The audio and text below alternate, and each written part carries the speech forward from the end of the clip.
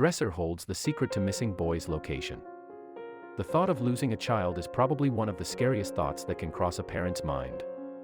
Luckily, children do not go missing very often, but when they do, it can cause great distress to their parents and loved ones. Unfortunately, there are quite a few cases in which children have gone missing only to never be found again. When young Ricky Chekevdia went missing in 2007 and police couldn't find any trace of him for more than 2 years, everyone feared the worst, but luckily, in a bizarre twist of fate, a dresser held the secret to the young boy's whereabouts. Ricky Chekevdia was a happy and active 4-year-old boy when he went missing in November 2007. The boy's parents were amid a heated custody battle when Ricky and his mother went missing without any warning or trace. Initially, the police did not make too much of their disappearance since they thought that Ricky and Shannon had disappeared after an argument between Shannon and Ricky's father, but that soon proved not to be the case. The local police searched everywhere for Ricky and Shannon but kept coming up empty-handed. It was as if the two had disappeared from the face of the planet. Ricky's father, Michael Chekevdia, was suspect number 1, and the police, as well as Ricky's grandmother, suspected that he had something to do with the disappearance. Michael, however, protested his innocence and kept searching for his son despite the odds being stacked against him. Interestingly, Shannon and Ricky disappeared right after the court had awarded full custody of Ricky to his father, Michael.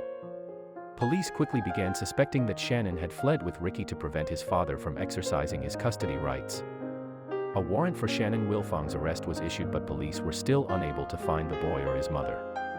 Police eventually questioned Ricky's grandmother, Diane Dobbs, and she immediately suggested that Michael was abusive and that Shannon may have fled to prevent Ricky having to grow up in an abusive environment. Diane tried so hard to paint a picture-perfect image of her daughter that it made the police suspicious of her motives. Was this simply a grandmother who was genuinely concerned about her family, or was she simply trying to shift suspicion away from her daughter? Diane went so far as to launch a full-on smear campaign against Michael and even handed out flyers that badmouthed Michael out at his church. Although the remarks and allegations that Shannon made against Michael caused people to treat him with suspicion, he kept his head held high and didn't allow the nasty comments to get to him. Ever since Ricky's disappearance, Michael had been suspicious that Shannon may be somehow involved, but he could never find any evidence to prove his suspicions. The local police have also been on the lookout for Shannon and Ricky for almost 2 years without as much as a shred of evidence to point them in the right direction. As the days and months went by, people started to forget about Ricky and his mysterious disappearance, but his father never forgot or stopped looking for him. Suddenly and out of the blue, the police received a life-changing phone call. Could this be the information that everyone had been waiting for? No one expected to find Ricky where they did, and it was unbelievable that he had been so close to his desperate father all this time. How could no one find Ricky, and how did he manage to disappear right under everyone's noses? The police and Michael were beginning to lose hope that Ricky would ever be found. They were desperately in need of a miracle.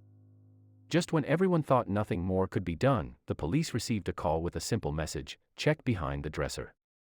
When Ricky and Shannon had gone missing 2 years earlier, the police searched Ricky's grandmother's house and they could not find a trace of the little boy.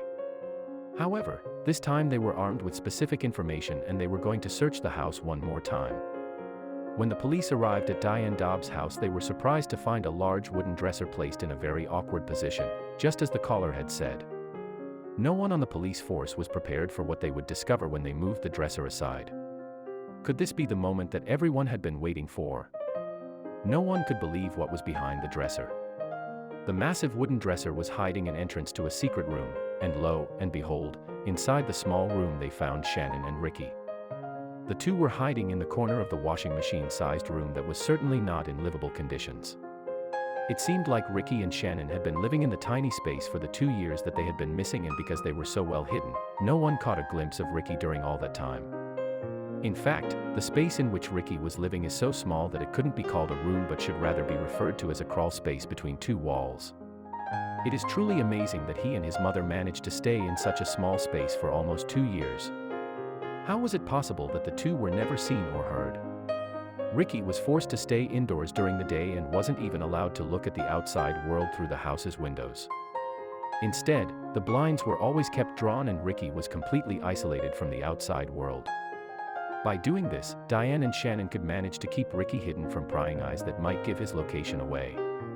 When Ricky saw daylight, fresh air, and green grass after being locked away in the small room for so long, he ran and played like a boy who had never before seen the outdoors. This was a heartbreaking moment for the police officers, and no one could understand how a mother could keep her child locked away for such a long time, no matter what her reasons may have been. Soon after, both Diane and Shannon were charged and arrested.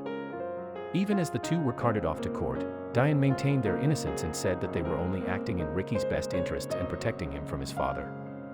After being released on bail, Diane appeared on a talk show where she insisted that Ricky had only spent a total of 5 minutes in the small room.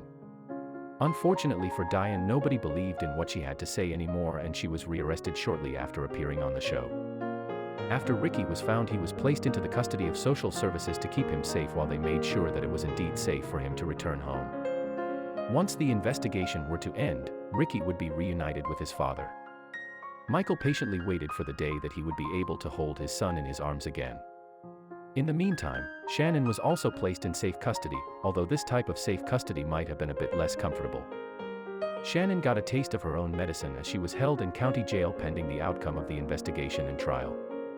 At least she had access to a window, daylight, and fresh air. Shannon wasn't alone in jail. Her mother was also locked up as they waited for a judge to preside over their case and decide whether or not they were guilty of abducting a minor. Ricky's mother and grandmother's hope was to convince a jury that they were only acting in Ricky's best interests. Nonetheless, they kept maintaining that Michael was abusive and that they did nothing wrong. Would anyone believe them? Despite all the roadblocks and challenges Michael faced, he never lost hope or took the law into his own hands.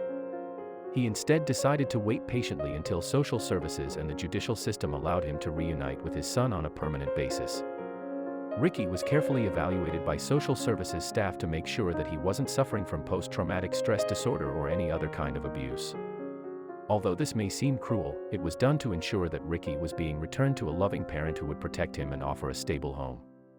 In what must have seemed like a very protracted and unfair process, Michael emerged victoriously and finally had the right and the ability to protect his son and live with him in peace. The court awarded sole custody of the young boy to his father, who now takes pride in the way in which he fought for his son and never lost hope that he would be found. Now the question was, why would a mother kidnap her own child? Is it because she was scared that she was not Ricky's favorite parent, or that she would not be able to see Ricky after his father was awarded full custody? We will never know exactly what motivated Sharon to behave in this strange way, and until this day she refuses to let the cat out of the bag. During the court hearing, Shannon Wilfong pleaded guilty on charges of abduction, but she did not provide any details on the reasoning behind her actions or shed any light on the 2-year period during which she and Ricky was missing. The fact that she kept quiet only served to strengthen the case against her. Shannon had some help in pulling off her kidnapping stunt from her mother, Diane Dobbs. Dobbs was also charged with criminal abduction and stood trial alongside her daughter. However, the pair kept insisting that they didn't do anything wrong at all. Although we will probably never know the true reasoning behind Shannon's actions, we can at least be sure of one thing: Ricky is back with his father where he belongs, and he is doing very well now that he is living with a stable parent in a child-friendly environment.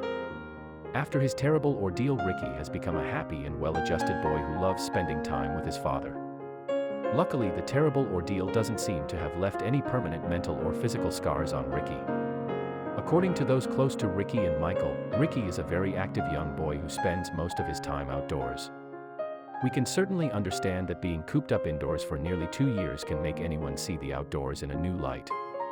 Today, Ricky is living a normal life as a teenager, and he enjoys participating in a variety of sports events. His proud father is normally by his side to celebrate his accomplishments. Isn't this the way that every child should grow up?